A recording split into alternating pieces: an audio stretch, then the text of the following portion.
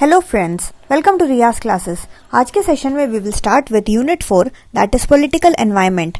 This unit is part of the subject business environment MCO 4 MCOM second year IGNOU. Before we begin, if you like the videos that I'm sharing, do hit the like button. Do share your comments to let me know you find all this useful for your studies. Also, don't forget to subscribe so that you won't miss out on watching and learning from my videos. चलिए शुरुआत करते हैं इस unit की, जो कि है political environment. So first of all we will see that क्या क्या टॉपिक्स हमें इस यूनिट में कवर अप करना है।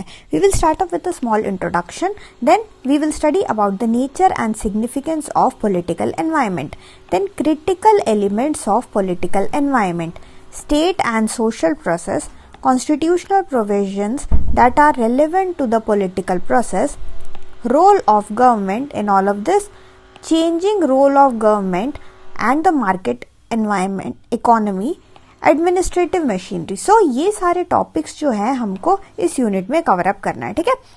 हमारा यूनिट का नाम है पॉलिटिकल एनवायरनमेंट। सो अगर आपको याद हो, हमने यूनिट 1 जो कि था हमारा डायमेंशंस ऑफ बिजनेस एनवायरनमेंट, उसमें हमने देखा था कि जो पॉलिटिकल सिस्टम होता है एक कंट्री का, वो बहुत ही इंपॉर्टेंट रोल प्ले करता है हमारे बिजनेस को, हमारे बिजनेस के वेरियस डिसीजंस को वो क्या करता है, वो अफेक्ट करता है, ठीक है। सो हमारे बिजनेस के वेरियस डिसीजन को डिफरेंट तरीके के एनवायरनमेंट अफेक्ट करते हैं, उसी में से एक है हमारा ये पॉलिटिकल एनवायरनमेंट। और इस यूनिट में हम पूरे के पूरे पॉलिटिकल एनवायरनमेंट के बारे में डिटेल में पढ़ेंगे। सो पॉलिटिकल एनवायरनमेंट, उसमें क्या आता है? पॉलिटिकल एनवायरनमेंट में सीधा सीधा हमारा क्या आता है? गवर्नमेंट आता है। हमारा जो कंट्री है, कंट्री का जो पॉलिटिकल सिस्टम, हमारा कंट्री का पॉलिटिकल सिस्टम किस तरीके से है, ठीक है, पॉलिटिकल सिस्टम। सो कंट्री का पॉलिटिकल सिस्टम किस तरीके से, हमारा कंट्री क्या सिस्टम फॉलो कर रहा है, पॉलिटिक्स का आइडियोलॉजी किस हिसाब से है, ठीक है। सो ये सारी चीजें जो है इन्फ्लुएंस करती हैं कि हमारा बिजनेस जो है किस तरीके के प्लान बनाता है, किस तरीके के स्ट्रेटजी बनाता है, जो कि गवर्नमेंट के आइडियोलॉजी के हिसाब से हो, ठीक है। क्योंकि हम कुछ भी ऐसा काम नहीं कर सकते, हम आइसोलेशन में तो काम नहीं करते, हम ऐसे एनवायरनमेंट में काम करते हैं जिसमें various elements of this environment जो है हमारे बिजनेस को अफेक्ट करते हैं, जिसमें से one of this element is political environment. So political environment में जो भी रूल्स एंड रेगुलेशन है उसको हम लोगों को फॉलो करना है, क्योंकि अगर हमने फॉलो नहीं किया तो भाई ये लोग हमको जीने नहीं देंगे, ये हमको अपनी कंपनी चलाने नहीं देंगे, ठीक है। सो अगर हम गवर्नमेंट की बात करें, गवर्नमेंट एक एक्टिव प्लानर है, ठीक है। गवर्नमेंट एक एक्टिव प्लानर का रोल प्ले करता है। एक्टिव प्लानर यानी कि आप देखते हो कि कंटिन्यूस 5 ईयर प्लान आते रहते हैं, वेरियस स्कीम्स जो है गवर्नमेंट चलाता रहता है। गवर्नमेंट का काम यही है कि हमारे कंट्री को आगे लेके जाना है ना, हमारे कंट्री को आगे लेके जाना, हमारे कंट्री में बहुत ही एक अच्छा सा एनवायरनमेंट प्रोवाइड करना कि सारे के सारे जो सेक्टर्स है वो अच्छी तरीके से जो है वो ग्रो कर सके। सो हमारा गवर्नमेंट जो है एक्टिव एक प्लानर है, वो एक एक्टिव रेगुलेटर है। रेगुलेटर मतलब कि वो हर चीजों को रेगुलेट करता है, ठीक है। कोई भी सेक्टर आप ले लो, उस सेक्टर का एक पर्टिकुलर रेगुलेटर होगा। फॉर एग्जांपल अगर हम फाइनेंस सेक्टर की बात करें, सो RBI जो है वो एक रेगुलेटर है फाइनेंस सेक्टर का, ठीक है। सो सिमिलरली डिफरेंट ऑर्गेनाइजेशंस बना रखे हैं आपके सेक्टर्स को कंट्रोल करने के लिए। सो इन सब का बाप कौन है? इन सब का बाप ऑब्वियसली हमारा गवर्नमेंट ही है, ठीक है। और इसके अलावा they play a role of promoter of economic activities in every countries. इसके अलावा ये एक प्रमोटर का रोल भी प्ले करते हैं, ठीक है। ये हमारे जो कंट्री के प्रोडक्ट्स हैं, ठीक है, हमारा कंट्री का प्रोडक्ट देखो, ग्लोबलाइजेशन आने के बाद जो है पूरा इकोनॉमी एक ओपन इकोनॉमी हो चुका है। तो हमारे जो प्रोडक्ट्स हैं, हमारे जो इंडियन मैन्युफैक्चरर्स जो प्रोडक्ट क्रिएट कर रहे हैं, वो एकदम कॉम्पिटिटिव होना चाहिए और इसकी एडवर्टाइजिंग और मार्केटिंग बहुत अच्छी तरीके से होनी चाहिए। तो गवर्नमेंट इन सब में जो है it acts as a promoter, funding वगैरह प्रोवाइड करता है। जो भी चीजें वेरियस प्लान्स और स्कीम्स के थ्रू जो है हमारे छोटे छोटे जो स्मॉल स्केल एंटरप्राइजेस है, जो बड़े लार्ज स्केल एंटरप्राइज है, उन सबको ग्रो करने का मौका देता है। और इस तरीके का एक एनवायरनमेंट गवर्नमेंट प्रोवाइड कराना चाहता है कि हमारे प्रोडक्ट्स भी क्या हो, कंपेटिटिव हो, ठीक है। सो हम एक इस तरीके के एनवायरनमेंट में काम कर रहे हैं। So in this unit you will learn in detail about the significance of political environment for the business, its critical elements, the nature of state responses, to some important social issues in India and the fundamental rights and the directive principles of state policies as provided in the Indian Constitution. ठीक है, तो ये सारे चीजें जो है हम learn करेंगे और हम ये भी देखेंगे कि various dimensions of government role in of business in India. Government का रोल जो है उसके वेरियस डायमेंशंस देखेंगे कि इंडिया में गवर्नमेंट का रोल है क्या. ठीक है, अगर बिजनेस की बात करें तो बिजनेस में वो क्या क्या कर सकते हैं. ठीक है, and the changes in its regulatory activities in the post liberalisation era and the administrative setup for making policies and their implementation at the central and the state level. So इन सब के बारे में कि किस तरीके से रूल्स एंड पॉलिसीज बनाती है. लिबरलाइजेशन के टाइम में जैसे जब एलपीजी वगैरह आया था उससे पहले क्या हाल था, उसके बाद क्या चेंजेस आए हैं, ये सब भी हम देखेंगे. ठीक है, सो यहाँ पे हम पॉलिटिकल एनवायरनमेंट में ये सारा देखेंगे. शुरुआत करेंगे हम nature and significance of political environment को. इसको हम देखते हैं कि नेचर और सिग्निफिकेंस क्या है हमारे पॉलिटिकल एनवायरनमेंट का.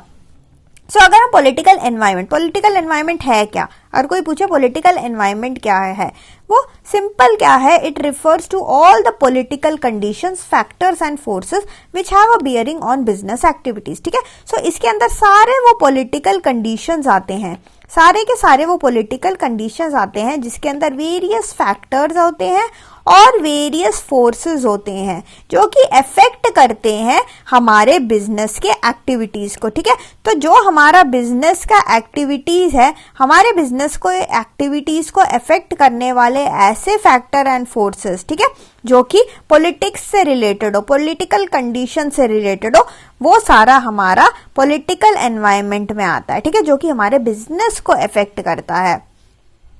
So such factors may include competing political ideologies, electoral majority of the party in power, strength of the parliamentary opposition parties, internal decisions within the ruling party, insurgencies in border areas, as well as international power alignment and alliances. तो ये सारे चीजें जो है, जो हम factors की पहले बात कर रहे थे, जो हम ये फैक्टर्स की बात कर रहे थे, ये सारे फैक्टर्स यही सब है. जैसे कि कंपीटिंग पॉलिटिकल आइडियोलॉजीज, इंडिया में ही देखो आप डिफरेंट पार्टीज है ना, और उनके आइडियोलॉजीज अलग है. कांग्रेस हो गया, बीजेपी हो गया, आप हो गया, जितने भी पार्टीज है उन सबके आइडियोलॉजीज भी डिफरेंट है. तो ऑब्वियसली अगर आइडियोलॉजीज डिफरेंट होगा तो आइडियोलॉजीज क्लैश भी करेगा, है ना. आइडियोलॉजीज यहाँ पे क्लैश होता रहता है, इसलिए हम इसको कंपीटिंग बोलते हैं. Then we have electoral majority of the party in power. अब एक जो पावर में पार्टी है उसका इलेक्टोरल मेजॉरिटी तो अलग से ही होगा, है ना, उनका स्ट्रेंथ जो है अलग से ही होगा, plus strength of the parliament में भी जो ऑपोजिशन पार्टीज है उनका स्ट्रेंथ अलग से होगा. Internal decisions with in the ruling party. अब रूलिंग पार्टी की आइडियोलॉजी एक तरफ, प्लस वो जो डिसीजंस लेते हैं ऑन वेरियस टॉपिक की, कोई भी दंगा हो गया या कोई भी इश्यू हो गया, कोई भी इश्यू आ गया हमारे पास, तो उन इश्यू का डिसीजन मेकिंग जो है ये रूलिंग पार्टी किस तरीके से करती है.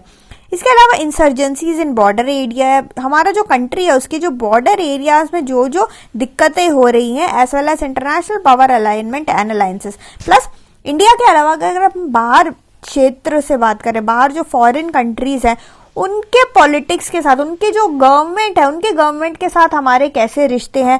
So this all will come under your factors that affect.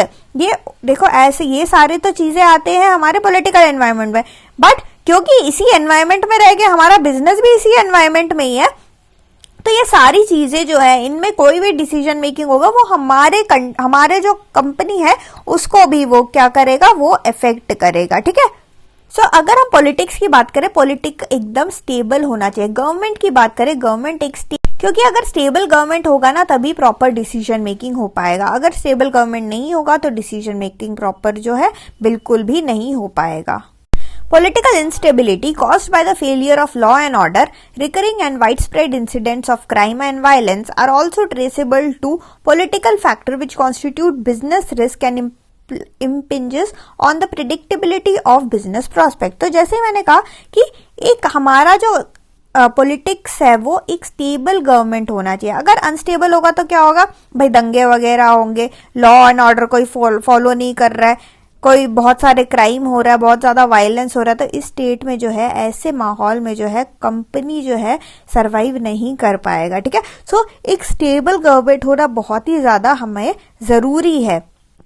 So obviously political factors में have regional, national as well as global implication. तो इसका रीजनल इम्प्लीकेशन तो होता ही है, हमारे जो कंपनी को भी अफेक्ट कर रहा है, पूरे स्टेट के कंपनीज को अफेक्ट कर रहा है, पूरे कंट्री के कंपनीज को अफेक्ट कर रहा है, प्लस हमारा जो रिलेशन, अब देखो बाहर की गवर्नमेंट भी देख रही है ना कि भाई इंडिया में क्या चल रहा है ना, वो देखेगी कि यार यहाँ पे तो बस लड़ाई झगड़ा होता रहता है, यहाँ पे तो कुछ कोई काम ही नहीं कर सकते, तो क्या होगा, क्या बड़े बड़े कंपनीज जो है यहाँ से भाग के चले जाएंगे, वो कहेंगे हम क्यों ऐसे गंदे से एनवायरमेंट में काम करें, है ना। सो हमें जो है अपना एक स्टेबिलिटी जो है, पॉलिटिकल एनवायरमेंट में एक स्टेबिलिटी होना जो है बहुत ही ज्यादा क्या है, बहुत ही ज्यादा जरूरी है।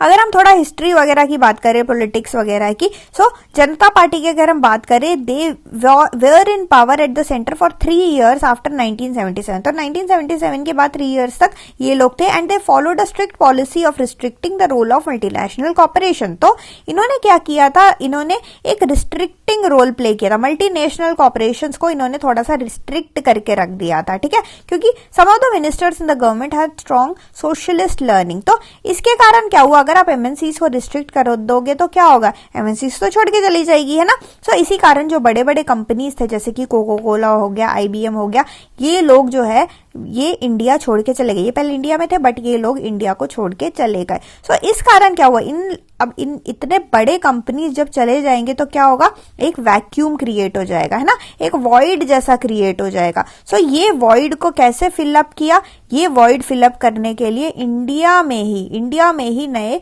सॉफ्ट ड्रिंक मैन्युफैक्चरर्स और आईटी कंपनीज जो है वो खुल गए, बनने लग गए। ठीक है, so this opened up a vast market for Indian soft drink manufacturers and IT companies. ठीक है, इसके अलावा अगर हम एक और एग्जांपल देखें कि काफी ज्यादा, जैसे हमने इंस्टेबिलिटी की बात करी है ना, हमने जैसे पॉलिटिकल इंस्टेबिलिटी की बात करी, सो तो दिसंबर अगर 1992 एंड जनवरी 1993 की बात करें तो उस टाइम में बहुत ज्यादा वायलेंट राइट्स जो है हमारे कंट्री में देखने को आपको मिला था। ठीक है, बहुत ही खराब सा माहौल था वहां पे, लॉ एंड ऑर्डर जो था, लॉ एंड ऑर्डर की एकदम धज्जियां उड़ गई थी। ठीक है, और and different parts of the country में आपको वायलेंट राइट्स वगैरह देखने को मिलता था।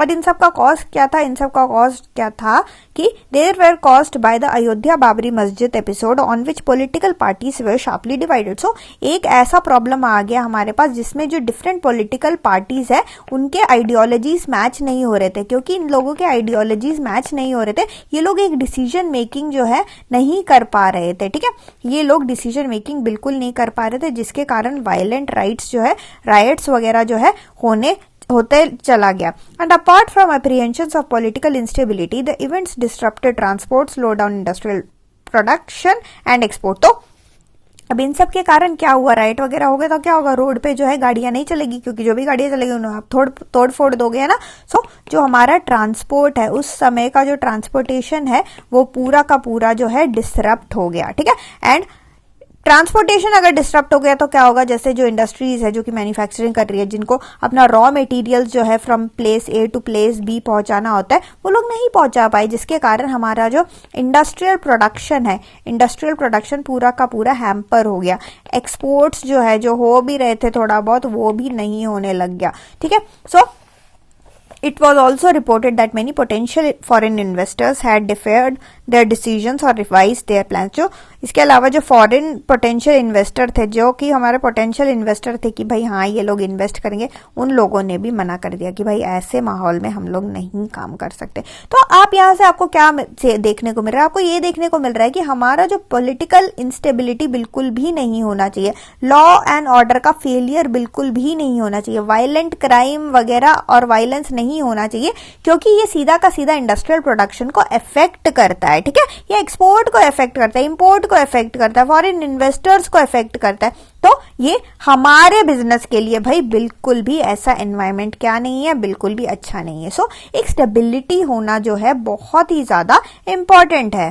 अगर हम रेगुलेटरी फ्रेमवर्क की बात करें, गवर्नमेंट ही है हमारा रेगुलेटर, है ना। हमने स्टार्टिंग में बताया है गवर्नमेंट का रोल था प्लानर, रेगुलेटर एंड प्रमोटर। तो अगर रेगुलेशन की बात करें, कभी कभी इंडिया में क्या हुआ, गवर्नमेंट ने रेगुलेशन में रेगुलेटरी पॉलिसीज जो है वो गवर्नमेंट तो चेंज करता ही रहता है, बट यहाँ पे फॉर एग्जाम्पल हम एक एग्जाम्पल लेते हैं, जैसे कि साइकिल के टायर्स की मैन्युफैक्चरिंग में। अब क्या हुआ कि large scale manufacturers of the cycle tires had to close down their plants when production of cycle tires was decided to be reserved for small scale sectors। ठीक है, तो गवर्नमेंट ने क्या कर दिया, स्मॉल स्केल सेक्टर्स को reserve कर दिया कि भाई ये ही लोग साइकिल के टायर बनाएंगे। ठीक है, अब इससे क्या हो गया, जो लार्ज स्केल मैन्युफैक्चरर्स जो साइकिल के टायर ऑलरेडी बना रहे थे उनको बंद करना पड़ा अपना दुकान, है ना, क्योंकि गवर्नमेंट ने रेगुलेशन रूल बना दिया कि भाई स्मॉल स्केल सेक्टर वाले ही साइकिल के टायर बनाएंगे।